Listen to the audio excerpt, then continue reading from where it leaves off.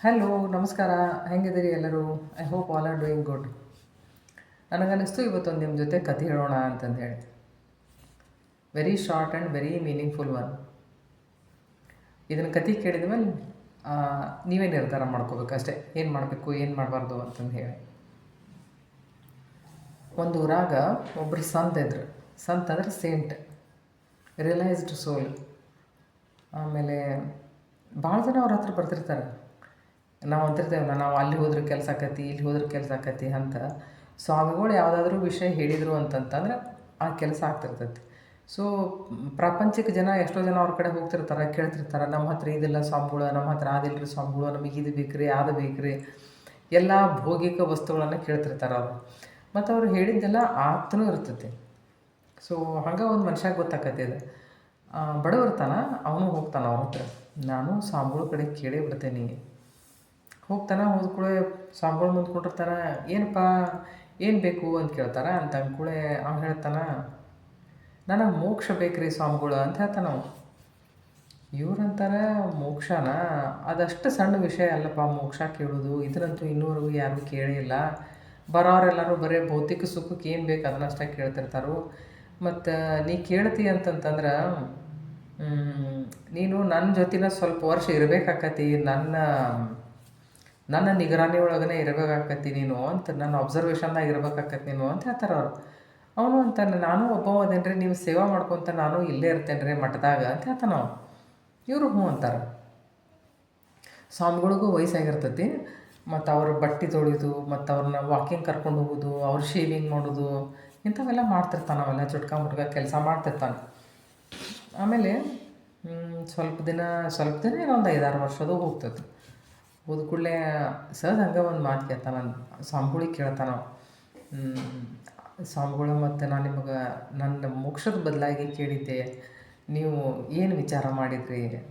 ಅದಕ್ಕೆ ಅವ್ರಂತಾರೆ, ಅದಷ್ಟು ಸಣ್ಣ ವಿಷಯ ಅಲ್ಲಪ್ಪ, ಇನ್ನೂ ಟೈಮ್ ಆಯ್ತು ಅದಕ್ಕೆ, ಮತ್ತು ಇನ್ನೂ ಸ್ವಲ್ಪ ಟೈಮ್ ಬೇಕು. ಆ ಟೈಮ್ ಬಂದು ಕೂಡ ನಾನು ಹಿಂಗೆ ಹೇಳ್ತೇನೆ. ಅವನ ತಲೆಯಾಗೇನೋ ಸ್ವಾಮಿಗಳಿಗೆ ವಯಸ್ಸಾಗೈತಿ ಅಂತ ಅವನ ತಲೆ ಕೂಡ ಸರಿ ಹಂಗಾರ. ಆಮೇಲೆ ಮತ್ತು ಅವ್ನು ಕೆಲಸ ಮಾಡ್ಕೊಂತ ಮತ್ತೊಂದಿಷ್ಟು ವರ್ಷ ಹೋಗ್ತಾವೆ. ಸ್ವಾಮಿಗಳು ಡೈಲಿ ಪ್ರವಚನ ಕೊಡ್ತಿರ್ತಾರೆ. ಆಮೇಲೆ ಆ ಊರಾಗಿನವರೆಲ್ಲರೂ ಕೂಡಿ ಒಂದು ವಿಚಾರ ಮಾಡ್ತಾರೆ, ನಾವು ಒಂದು ದೊಡ್ಡ ಪ್ರಮಾಣದಾಗ ಸ್ವಾಮಿಗಳದೊಂದು ಪ್ರವಚನದು ಇಟ್ಕೊಳ್ಳೋಣ ಅಂತಂದು ಹೇಳಿ ಅದನ್ನೆಲ್ಲ ಡಿಸೈಡ್ ಮಾಡ್ತಾರಲ್ಲ. ಡಿಸೈಡ್ ಮಾಡಿ ಡೇಟ್ ಅದು ಎಲ್ಲ ಫಿಕ್ಸ್ ಮಾಡ್ತಾರೆ. ಆಮೇಲೆ ಎಂದೈತಿ ಅವತ್ತು ಸ್ವಾಮಿಗಳಿಗೆ ಏನು ಮಾಡ್ತಾರೆ, ಅವರು ಹೇಳ್ತಾರವರು. ಮತ್ತು ಹಿಂಗೆ ಈ ದಿನ ಐತಿ ಅಂದ್ಕೂಡ ಸ್ವಾಮಿಗಳು ಮತ್ತು ಅವತ್ತು ಬೆಳಿಗ್ಗೆ ಎದ್ದು ತಮ್ಮ ಕರ್ಮಾದಿಗಳನ್ನೆಲ್ಲ ಮುಗಿಸ್ತಾರೆ. ಮುಗಿಸಿದ ಕೂಡಲೇ ಇವೇನು ಮಾಡ್ತಿರ್ತಾನೆ, ಶೇವಿಂಗೂ ಮಾಡ್ತಿರ್ತಾನೆ ಅವ್ರಿಗೆ. ಸೊ ಅವತ್ತು ಸ್ವಾಮಿಗಳು ಏನು ಹೇಳ್ತಾನೆ ಅವಾಗ, ನೀವೊಂದು ಕೆಲಸ ಮಾಡು, ನೀನು ಅರ್ಧ ಶೇವಿಂಗ್ ಮಾಡು, ಒಂದು ಕಡೆ ಅಷ್ಟೇ ಮಾಡು, ಒಂದು ಕಡೆ ಮಾಡಬೇಡ ಅಂತ ಹೇಳ್ತಾರೆ ಅವರು.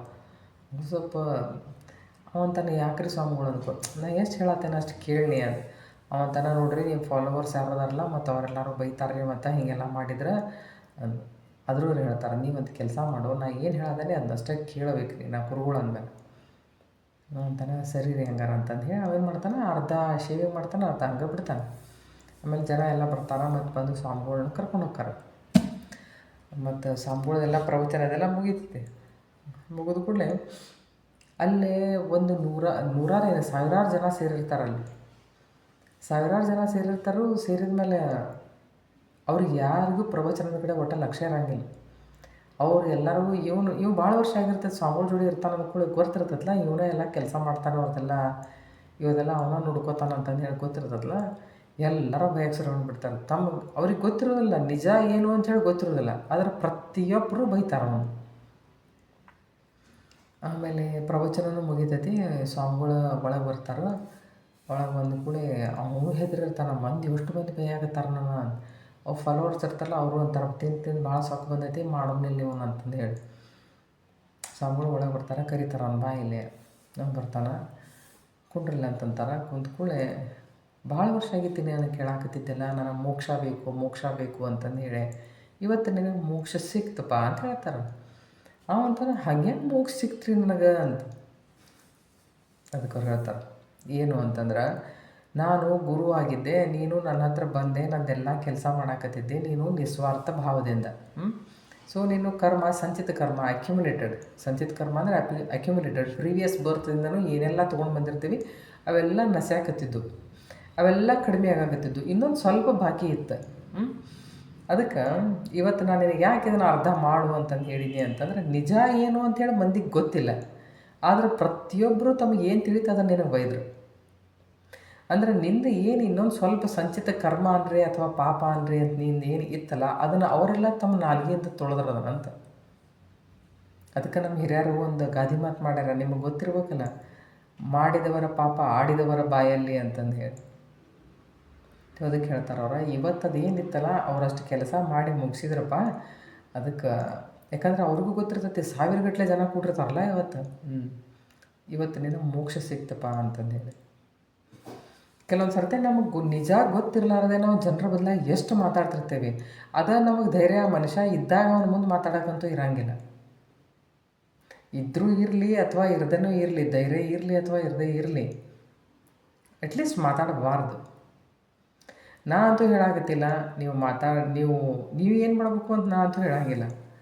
ಸೊ ನಿಮ್ಮ ಅಭಿಪ್ರಾಯ ಏನು ಇದರ ಬದಲಾಗಿ ಕಮೆಂಟ್ ಬಾಕ್ಸ್ದೊಳಗೆ ಕಮೆಂಟ್ ಮಾಡಿರಿ. ತಪ್ಪು ತಿಳ್ಕೊಬೇಡ್ರಿ, ನಿಮ್ಮ ಮಕ್ಕಳಿಗೂ ಈ ಕತೆ ಹೇಳ್ರಿ. It's a very meaningful story. Thank you.